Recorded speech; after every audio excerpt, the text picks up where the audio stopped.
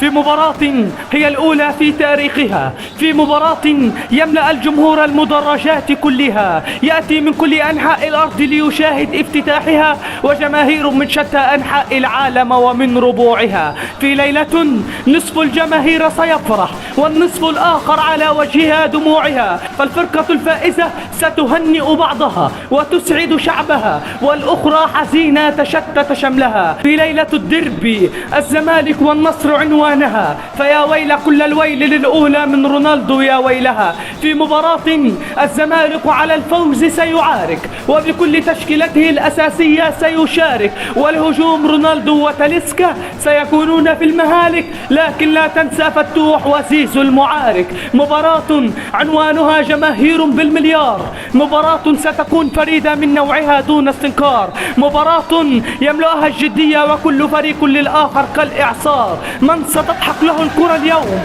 هل صاحب الدار أم أبناء النيل؟ ليست لدي أفكار، سنعلم وبالتأكيد من هو عندما ينكشف الستار ويصفر الحكم ناهيا بداية المشوار الذي انتظره الكثيرين أروع انتظار، ولفريقهم كل مشجع ومختار، فكل منا بداخله فكر وأسرار لهذا الدرب الذي عمه الإعصار، وفي اللحظة المحسومة سيكون الانفجار، معلنا عن الفائز متخذا القرار، ونهني ونسعد وننشد الأشعار، فلا أدري من سيكونون هم السعداء في هذا الدرب وفي هذا المساء، هل أبناء النيل وهم الغرباء أم أصحاب الأرض والولاء؟ لكني أعلم بأنها ستكون مباراة تاريخية يكفيها شرفا بأنه سيشارك رونالدو صاحب المشاركات العالمية. مباراة رائعة احترافية يملأها الحب والروح الرياضية، للفائز مليون مبروك وأفضل هدية، وللخاسر هارد لك ومليون تحية.